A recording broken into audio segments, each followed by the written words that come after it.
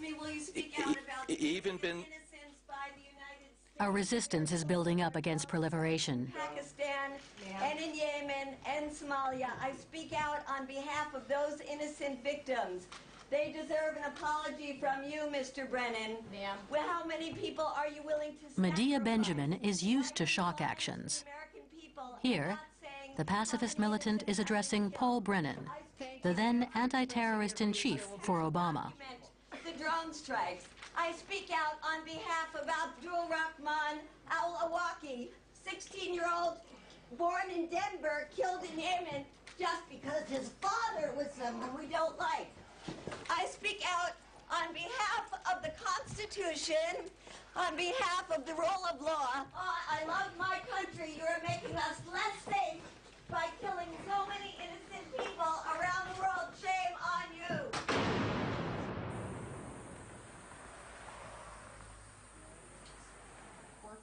What'd you say, electronic warfare group? Yeah. A handful of activists want to raise awareness of new dangers linked to the unstoppable rise of drones in military operations. As you hear, I see ICE is the enemy, we are the capital. In the suburbs of Las Vegas, Medea has gathered her pacifist militants to prepare a new operation and taunt weapons manufacturers. We could call them up. That's what this administration has said, that capturing people is messy. You don't know where to put them. You don't know what kind of trial to give them. What do you do if they're innocent? Killing them, easy. If they're innocent, well, too bad, too late. It's not a bookstore. It's not I know border. It's not. The wounds of 9/11 can never be healed. Hunt and Kill bin Laden was a huge success for the Obama administration. But the president never managed to close Guantanamo prison. The closing of Guantanamo, the first major pledge from the man who received the Nobel Peace Prize a couple of weeks after entering the White House. Even with all the efforts of his team, Obama never managed to obtain a trial for the prisoners so that they can be found guilty or innocent and sentenced or sent home. They remain locked up in the judicial limbo of the American enclave in Cuba. It's fascinating to me that when I first brought a lawsuit with two other lawyers in America against Guantanamo, we were told by the right wing, you know, this is absurd that you should have legal rights for terrorists, and if you insist on legal rights, we'll just kill them. And I thought that was all talk then. But one of the ironies, and it's a very sad irony, of Obama when he opposed Guantanamo, and he was right to oppose it, of course, is that he's replaced detention without trial with execution without trial, and he just kills people now.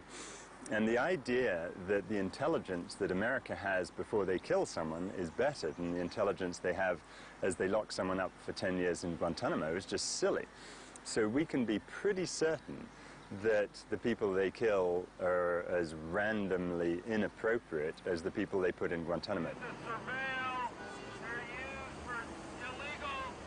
Executions without trial now replace arbitrary detention. Hiroshima Day. It's a day for peace. It's not a day for celebrating new weapons technology. So we're out here because this is all of this robotic stuff shows that if they can build it, they will build it, even if it's unwise to build it. And so that's why we're trying to say we need to stop developing this stuff. Just because we can build something doesn't mean we should build it. Because it's not just making the robots, it's making the little sensors, it's making all the components. And I've gone around these fairs and said, what are you going to do when the wars are over? You're not going to need so many of these. And they all say, with a laugh, all of them that I've spoken to say, ha ha ha, we'll just start another war. And we just deployed the first unit of 12 aircraft, soldiers fully trained. In Afghanistan? Mm-hmm. And they're flying I think 4 to 5 missions a day. That many? Yeah, so we're racking up about 70 hours a day in flight hours. And do they have any kills, or do you know? Actually, a news site just had their first engagement last week. And, The ones we fielded earlier have multiples. That's special ops guys. So they're using it from the hill. Do you think manufacturers don't have any responsibility once responsibility to support whatever the country's supporting? Say we are in a war. Thanks for talking to me. Yeah, no problem. Guess your phone. Sure. The pride of a weapon manufacturer. When the dead pile up, it means they have a quality product. We would do, and I want to. Last light over the fair. Last action by the anti-drones. Night falls over Vegas and the party is over. It's time for us to pass through the looking glass and discover the reality in Pakistan.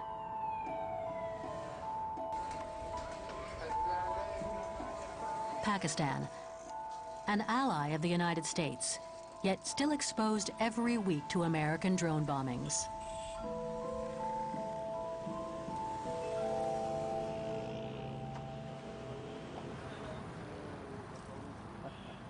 Shahzad Akbar is a lawyer who decided to fight drones through justice. He has been prosecuting American people involved in the kill chain for 2 years. By giving them compensation, what we are doing is we are trying to bring the people who are in tribal areas into the mainstream system, that they believe on institutions, that their courts can get them justice, that they do not have to kill to get justice, just like America is killing people illegally to get justice for whatever happened to them in 9/11. His most significant action was to prosecute the head of the CIA in Islamabad, forcing the spy to leave the country.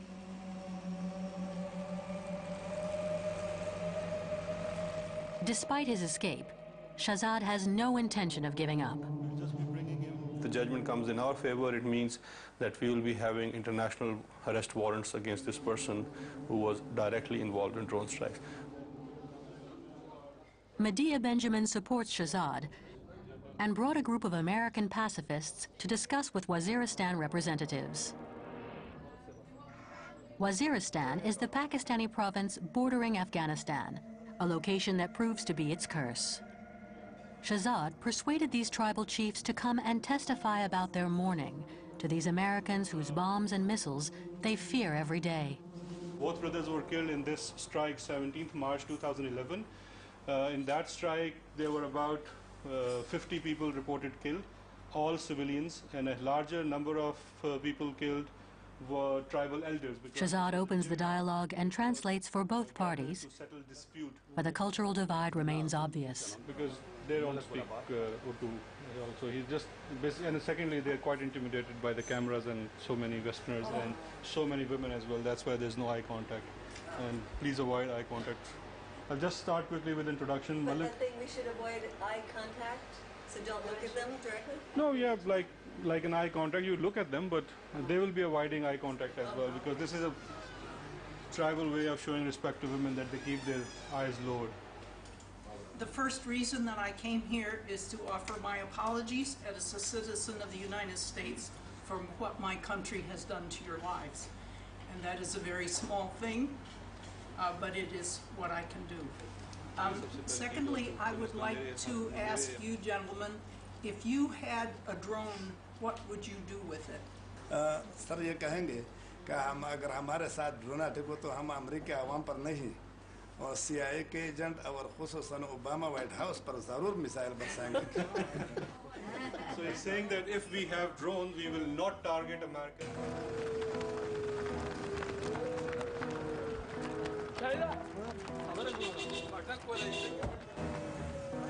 Answering the call of Shahzad and Medea, a march to Waziristan is progressively organized.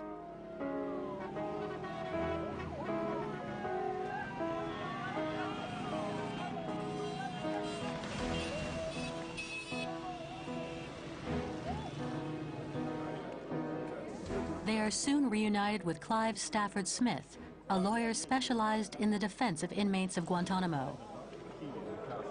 Are the drones legal Of course that drones aren't legal. There's nothing legal about the drones. So look, there's no war between Pakistan and its ally, the United States. So everything that's happening here is illegal. This lowers the threshold for going to war for the United States so dramatically because no American gets in danger. You know, I'm the only American, well, there are a few Americans over there. There aren't many of us within 1,000 miles of Waziristan. And so there's no danger to the United States. People are sitting in Nevada playing video games with the lives of people in Waziristan.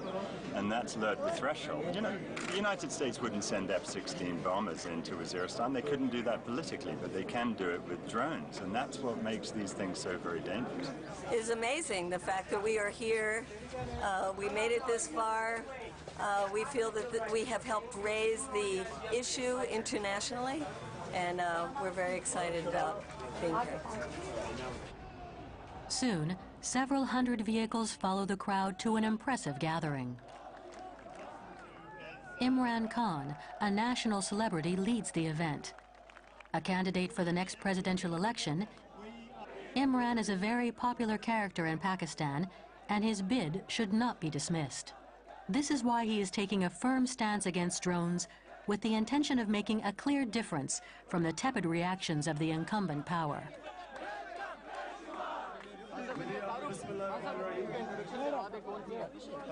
Media, on behalf of my own party, on behalf of the people of Pakistan, we want to thank you. We want to thank all of you of braving. People of Pakistan will always remember you. Thank you.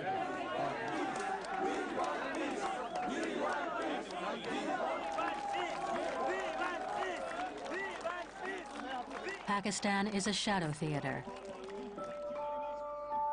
Its authorities complain about the strikes, but never do anything serious, such as calling for the United Nations to stop them.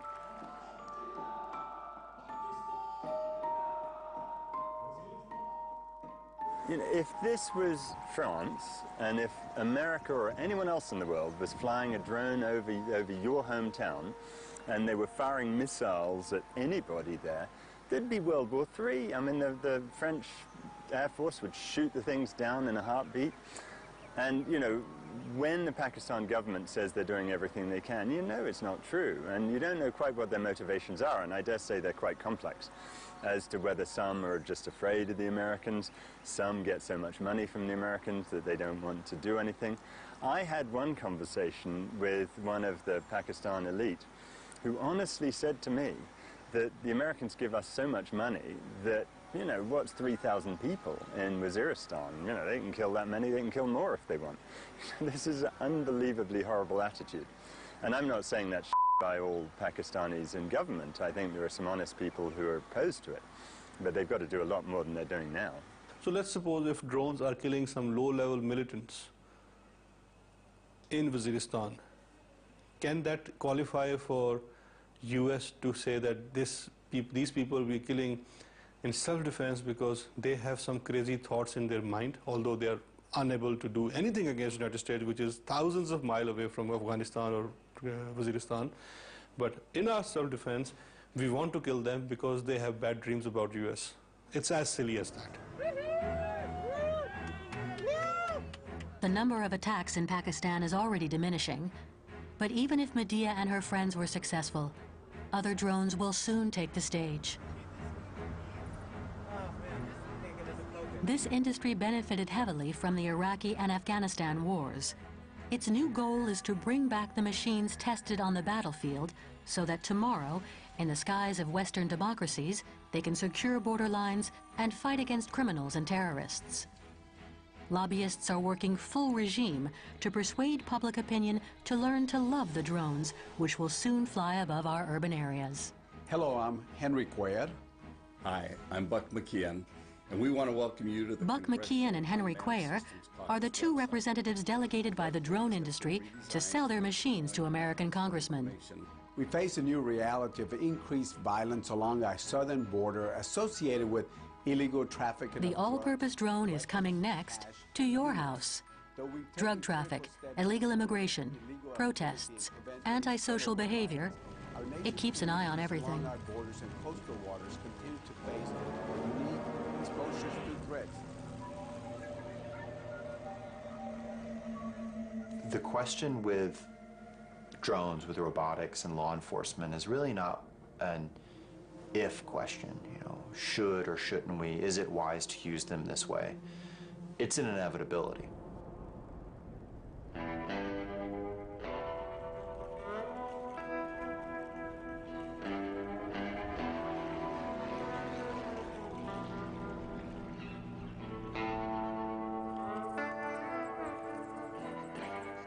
In Creech, a temple devoted to goddess Sekhmet has been erected at the end of the runway.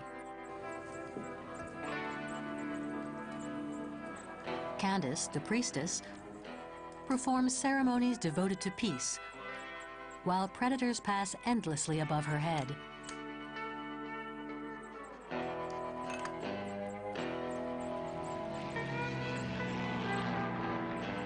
Soon to be sold all around the world, predators have already won their war. The war to make acceptable the delivery of death sentences anywhere around the world as seen fit by a faceless executioner.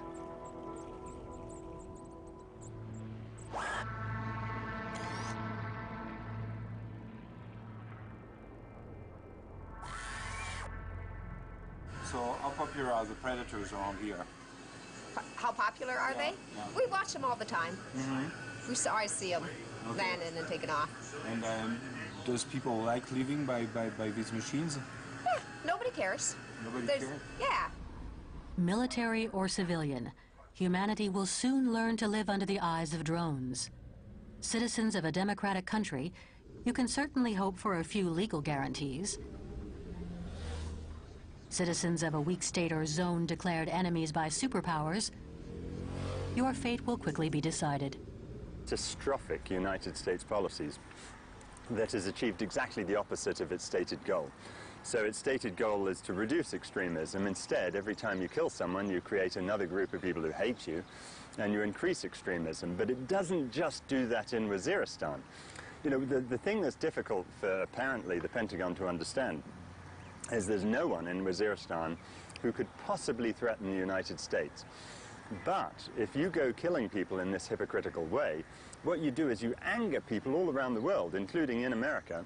And indeed, the Times Square bomber, if you recall, said that the reason he wanted to blow up a bomb in Times Square was the drones campaign in Pakistan. So we are exporting terrorism to the United States and Europe in a way that they couldn't possibly do otherwise. It's the most ridiculous policy ever. So you have so-called homegrown terrorists in Britain and America who are so angry that they don't have to come from Waziristan because they're already in Britain, and they then do terrible things there.